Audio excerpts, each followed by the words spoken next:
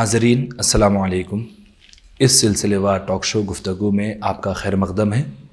الحمدللہ اب تک ہم نے 5 ایپیسوڈز شوٹ کی ہے. یہ ہمارا 6واں ایپیسوڈ ہے. اس ایپیسوڈ کے لیے ہم نے ایک خاص مہمان کو گجرات سے مدعو کیا ہے. ہمارے ساتھ آج کے خاص مہمان مفتی ساجد صاحب موجود ہے. مفتی ساجد صاحب آپ کا خیر مقدم. جزاک اللہ، شکریہ. گفتگو شروع ہونے سے پہلے مفتی ڈاکٹر ساجد صاحب کا مختصر سا تعارف کرانا چاہوں گا. آپ کا ایجوکیشن سیکٹر سے کم و بیش 10 سال کا ایکسپیرینس رہا ہے.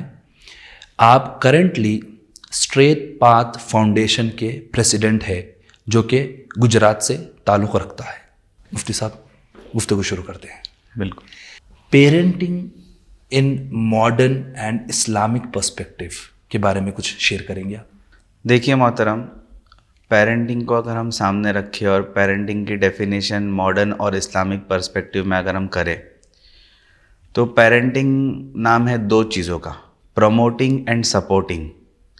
اب کن کن فیلڈ میں پروموٹ اور سپورٹ کرنا ہے اس کو اگر واضح کیا جائے تو ہمیں بچوں کو فزیکلی پروموٹ اور سپورٹ کرنا ہے، اسپریچولی پروموٹ اور سپورٹ کرنا ہے، انٹلیکچولی پروموٹ اور سپورٹ کرنا ہے، سوشلی پروموٹ اور سپورٹ کرنا ہے.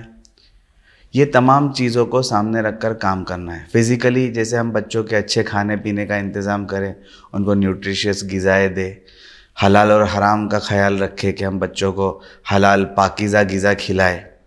انٹلیکچولی بچوں کو اچھی تعلیم دیں، ان کی اچھی تربیت کرے، ان کے لیے اچھی اسکولز اور مدرسے کا انتظام کرے، ان کو اچھے اساتذہ کے پاس بھیجے. یہ تمام انٹلیکچولی گروتھ کے لیے بہت زیادہ ضروری ہے.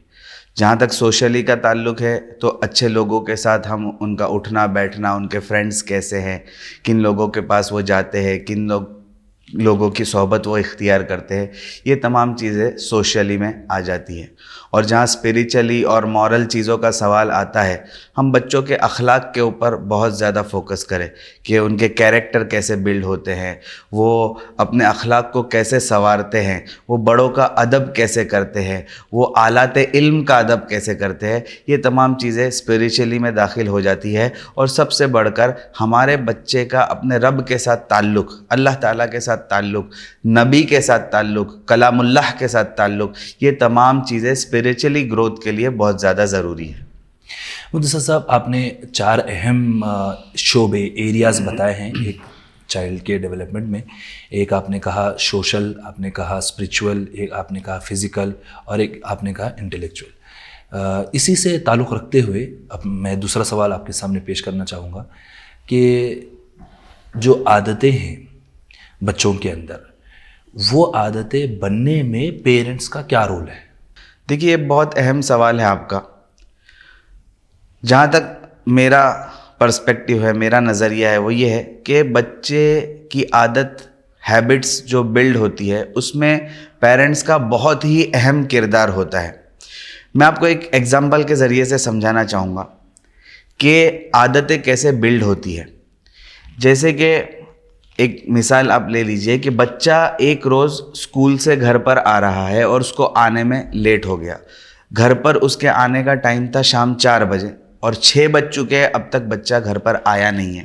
اس کو ایک انسیڈنٹ سمجھ لیجئے کہ ایک حادثہ پیش آیا کہ بچہ 4 بجے گھر پر آ جانا چاہیے تھا لیکن وہ نہیں آیا اور 6 بج چکے ہیں. گھر پر سب پریشان ہیں، ماں باپ پریشان ہیں. اب 6 بجتے ہیں، 6 بجنے کے بعد بچہ گھر میں داخل ہوتا ہے. بچے کا مائنڈ پہلے سے بنا ہوا ہے کہ آج میں اپنے وقت سے دیر سے پہنچاؤں، تاخیر سے پہنچاؤں، لیٹ ہو گیا ہوں تو کچھ نہ کچھ گھر پہ ہوگا. اب جیسے ہی وہ گھر پہ آیا ہے اس کا مائنڈ سیٹ بنا ہوا ہے کہ کچھ نہ کچھ ہونے والا ہے. اب فوراً امی یا ابو کا ریئیکشن ہوتا ہے کہ کہاں تھے، کیوں لیٹ ہوا. اب بچہ اپنے تصورات میں کھویا ہوا ہے کہ ماں باپ غصے میں ہے، مجھے کون سی چیز بچائے گی. یہاں اس کا بلیف سسٹم بنتا ہے کہ وہ سوچتا ہے کہ مجھے کون سی چیز بچائے گی. اب وہ سوچنے میں یہ بات سامنے رکھتا ہے کہ اگر میں یہ کہہ دوں گا کہ مجھے ٹیچر نے اسکول میں روک لیا تھا، 2 گھنٹے کا کام تھا، ہم کسی پروجیکٹ پر کام کر رہے تھے، اس وجہ سے لیٹ ہوا، تو ماں باپ شاباشی دیں گے، اچھا بچہ کام کر رہا تھا، پڑھ رہا تھا، کوئی بات نہیں. اس طریقے سے بات کرے گا. لیکن اگر وہ یہ کہہ رہا ہے کہ میں آ رہا تھا اور راستے میں میرے دوست کا گھر تھا, میں کھیلنے میں مشغول ہو گیا تھا اس لیے لیٹ ہو گیا, تو امی ابا اور مزید ناراض ہوں گے اور بہت ممکن ہے کہ مار بھی پڑ جائے. اب یہاں پر اس کی ہیبٹ بلڈ ہوتی ہے سچ بولنے کی اور جھوٹ بولنے کی, کہ میں اگر سچ بولوں گا تو شاید مجھے ڈانٹ پڑے گی, اور جھوٹ بولوں گا تو میں بچ جاؤں گا بلکہ شاباشی ملے گی.